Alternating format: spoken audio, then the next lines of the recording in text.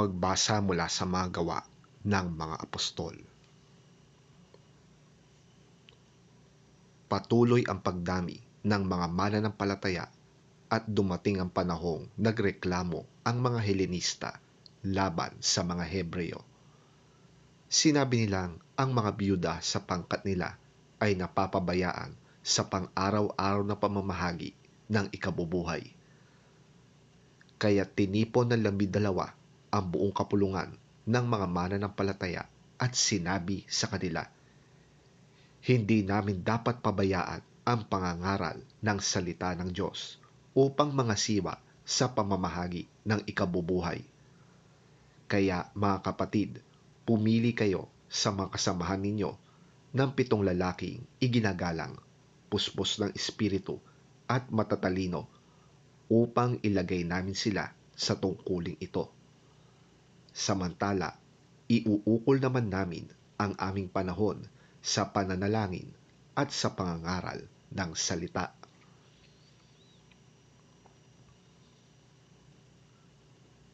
Nalugod ang buong kapulungan sa panukalang ito, kaya't pinili nila si Esteban, isang lalaking lubusang nananampalataya sa Diyos at puspos ng Espiritu Santo, at sina Felipe, Procoro, Nicanor, Timon, Parmenas, at si Nicolas na taga Antioquia, isang hintil na nahikayat sa pananampalataya ng mga Hudyo. Nang iharap sila sa mga apostol, sila'y ipinalalangin at pinatungan ng kamay. Patuloy na lumaganap ang salita ng Diyos at ang mga sumasampalataya ay parami ng parami sa Jerusalem. Maging sa mga paring Hudyo ay marami ring sumampalataya.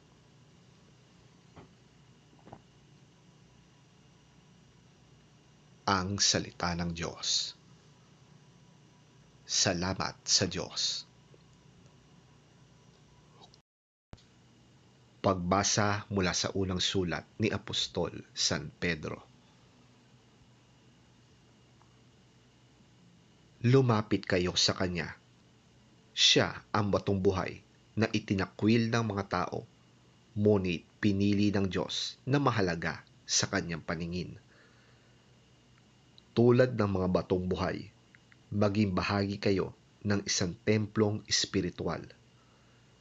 Bilang mga paring itinalaga para sa Diyos, mag-alay kayo sa Diyos ng mga handog na espiritual na kalugod-lugod sa Kanya, alang-alang kay Hesukristo, sapagkat sinasabi ng kasulatan, "Tingnan ninyo, inilalagay ko sa Siyon ang isang batong panulukan, pinili at mahalaga. Hindi mapapahiya ang sinumang sumasampalataya sa Kanya." Kaya nga, mahalaga siya sa inyong mga sumasampalataya sa Kanya.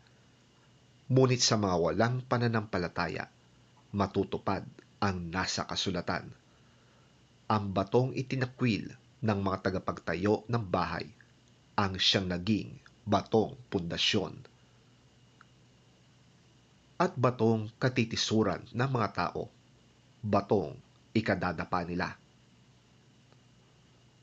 Natisod sila sapagkat hindi sila sumunod sa salita ng Diyos.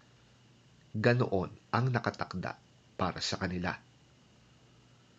Ngunit kayo ay isang lahing pinili, grupo ng maharlikang pari, isang bansang nakalaan sa Diyos, bayang pag-aari ng Diyos upang magpahayag ng mga kahanga-hangang ginawa niya. Siya ang tumawag sa inyo mula sa kadiliman patungo sa Kanyang kahanga-hangang kaliwanagan.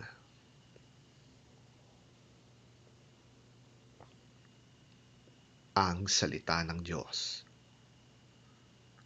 Salamat sa Diyos.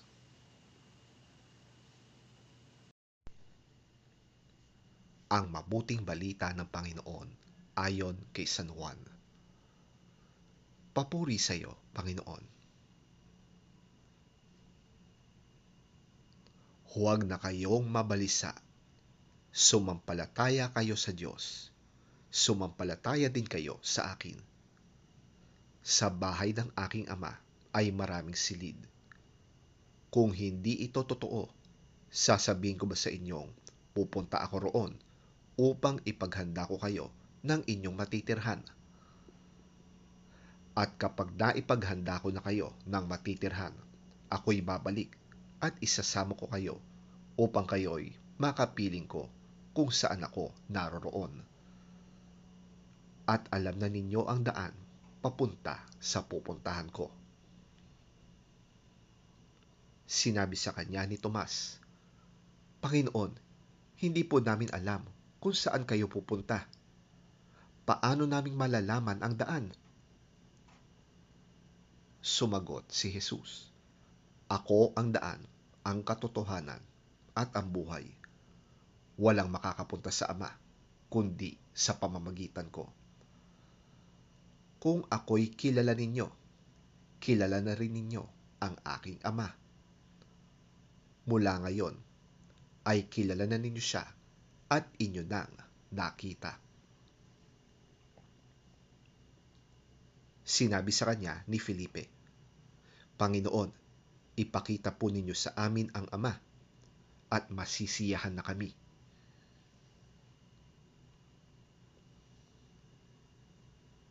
Sumagot si Jesus, Felipe, kay tagal na ninyo akong kasama, hanggang ngayon hindi mo pa ako kilala? Ang nakakita sa akin ay nakakita na sa Ama. Bakit mo sinasabing, ipakita mo sa amin ang Ama?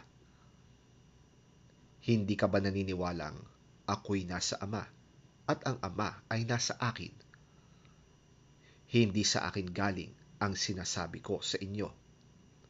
Ngunit ang Ama na nasa akin ang siyang gumaganap ng kanyang gawain. Maniwala kayo sa akin. Ako'y nasa Ama at ang Ama ay nasa akin. Kung ayaw ninyong maniwala sa sinasabi ko, maniwala kayo dahil sa mga ginagawa ko. Pakatandaan ninyo, ang nananalig sa akin ay makakagawa ng mga ginagawa ko at higit pa kaysa rito, sapagkat babalik na ako sa Ama.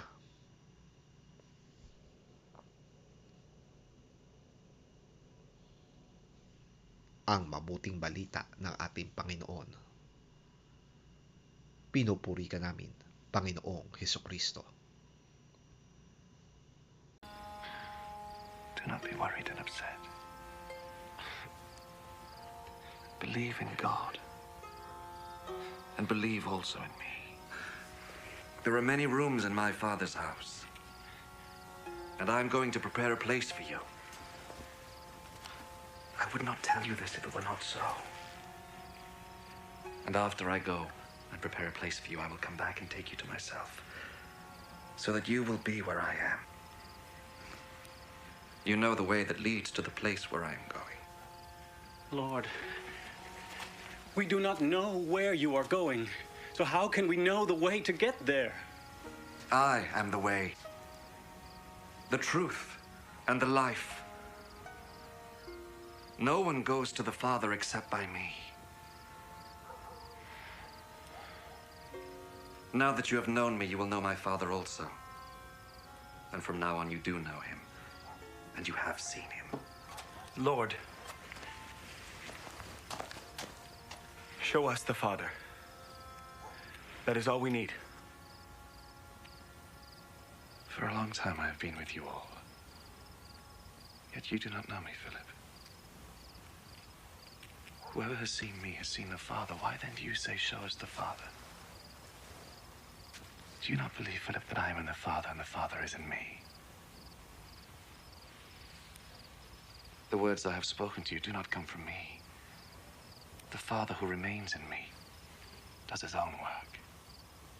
Believe me when I say that I am in the Father and the Father is in me. If not, believe because of the things I do. I am telling you the truth. Those who believe in me will do what I do. Yes, they will do even greater things. Because I am going to the Father. And I will do whatever you ask for in my name, so that the Father's glory will be shown through the Son. If you ask me for anything in my name, I will do it.